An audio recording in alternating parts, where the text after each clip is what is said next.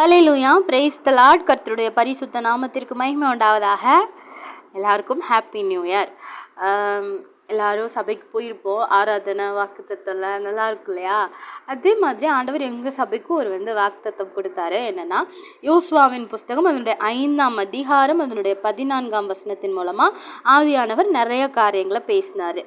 அதாவது நிறைய காரியங்களை வெளிப்படுத்தினார், எங்களை தைரியப்படுத்தினார், எங்களை தேய்ச்சினார். ஆமீன். அதே மாதிரி எல்லா சபையிலும் உண்டான்னு தெரியல, எங்கள் சபையில் உண்டு. எப்படின்னா, நமக்கு இப்போது தனியாக ஸ்பெஷலாக ஒரு வாக்குத்தத்தம் கொடுப்பாங்க தெரியுமா? சபைக்குன்னு ஒன்று இருக்கும், ஆனாலும் ஆவியானவர் நம்மக்கிட்ட பேசுகிறதுக்காக ஒரு வாக்குத்தத்தம் மாதிரி கொடுப்பாங்க. அப்படி எனக்கு கொடுத்த கார்டு என்னென்னா, ஆதியாகமம் 26ஆம் அதிகாரம் அதனுடைய 3ஆம் வசனம். நான் உன்னோடு கூட இருந்து உன்னை ஆசீர்வதிப்பேன் அப்படின்னு சொல்லி ஆண்டவர் பேசினார். இன்றைக்கி ஆண்டவர் அதே ஆசீர்வாதம், அதே வாக்குத்தத்தத்தை வச்சு தான் உங்ககிட்டயும் பேச போகிறாருங்க. விசுவாசிக்கிறீங்களா? என்ன சொல்கிறாரு? நான் உன்னோடு கூட இருந்து உன்னை ஆசீர்வதிப்பேன். ஆமேன். இதே வார்த்தை, இதே ஆசீர்வாதத்தை உங்கள் வாழ்க்கையிலே ஆண்டவர் நடப்பிக்க போகிறாரு. விசுவாசிக்கிறீங்களா? இன்றைக்கி நம்ம கூட யாருமே இல்லாமல் இருக்கலாம், நமக்கு எந்த சப்போர்ட்டுமே இல்லாமல் இருக்கலாம், நமக்கு துணையாக நம்ம கூட யாருமே இல்லாமல், ஒரு சொந்தங்கள் எதுவுமே இல்லாமல் இருக்கலாம், நம்ம தனிமையில் இருக்கலாம். ஆனால் ஆண்டவர் என்ன சொல்கிறாருன்னா, யார் உன் கூட இருந்தாலும் இல்லாட்டாலும் நான் உன் கூடவே இருக்கிறேன். அது மட்டும் இல்லாமல் உன்னை ஆசீர்வதிக்க நான் கூட இருக்கிறேன், உன்னை தைரியப்படுத்த நான் கூட இருக்கிறேன், உன்னை தேய்ச்சிறதுக்கு நான் உன் கூட இருக்கிறேன், உன்னை பலப்படுத்துறதுக்கு நான் உன் கூடவே இருக்கிறேன் அப்படின்னு சொல்கிறாரு. அது மட்டும் இல்லை, உன்னை அன்பு காட்ட, உண்மையில உன்னை நேசிக்க. நீ என்ன பண்ணுற? மனுஷங்களோட அன்பை தேடி போகிற, மனுஷங்களை நாடுறா. நான் அப்படி இல்லை, நான் நேற்றும் இன்றும் என்றும் மாறாதவர், நான் உன் கூடவே இருக்கிறேன், உன் கரத்தை பிடித்து கொண்டு இருக்கிறேன் அப்படின்னு சொல்கிறாரு. அதாவது நீங்கள் கடந்த ஆண்டில் நீங்கள் என்னதெல்லாம் இழந்தீங்களோ, நீங்கள் இழந்த எல்லாவற்றையும் திருப்பி தரதான் ஆண்டவர் இன்றைக்கு உங்கள் கரத்தை பிடிச்சிருக்கிறாருங்க. விசுவாசிக்கிறீங்களா? நம்ம என்ன பண்ணணும்? ஆண்டவரை மட்டுமே நோக்கி பார்க்கணும். வாக்குத்தத்தம், இந்த வாக்குத்தத்தத்தை வச்சு இப்போ ஒரு காரியம் சொல்கிறேன். என்னென்னா, வாக்குத்தத்தம் நம்ம எடுக்கிறோம், அந்த வாக்குத்தத்த வார்த்தையானது நம்ம வாழ்க்கையில் நிறைவேறுதா?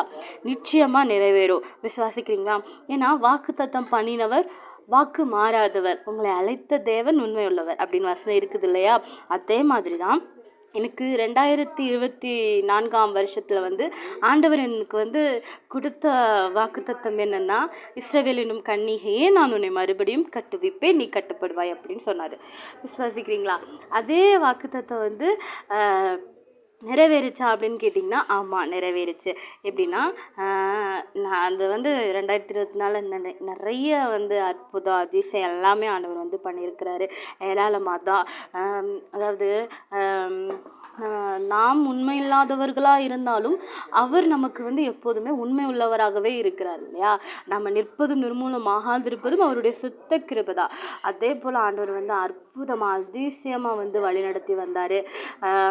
அது அந்த வார்த்தை நம்ம நான் உணரக்கூடிய ஒரு காரியம் என்னென்னா, நம்ம வாழ்க்கையில் உடைந்து போன பாத்திரமாக இருந்த நம்மளை என்னைய ஆண்டவர் ஒவ்வொரு நாளும் ஒட்டி சேர்த்து அவ்வளோ அழகாக உருவாக்கி கொண்டு வந்தாருங்க. அந்த வார்த்தை அப்படியே என்னை புடமிட்டது, என்னை உருவாக்கினது. ஒவ்வொரு தடவையும் நான் விழுந்து போகும்போது மறுபடியும் நீ நான் அப்படி சொல்லி அழுதேன். ஆண்டவரை நீங்கள் என்னை கட்டு வைப்பேன்னு சொன்னீங்களே ஏசப்பா, என்னை மறுபடியும் எடுத்து நிறுத்துங்க ஏசப்பா அப்படின்னு சொல்லி ஆண்டவரோட ஜெபம் பண்ணி அவ்வளவு அழகாக அவர் உருவாக்கி கொண்டு வந்தாருங்க. நம்ம என்ன பண்ணணும்னா, இன்னைக்கு நீங்கள் சர்ச்சில் வாக்குத்தத்த கார்டு எடுத்திருப்பீங்க, ஆனால் அதை அப்படியே பைபிளை வச்சு மூடி வச்சுட்டு அப்படி இருக்கக்கூடாது.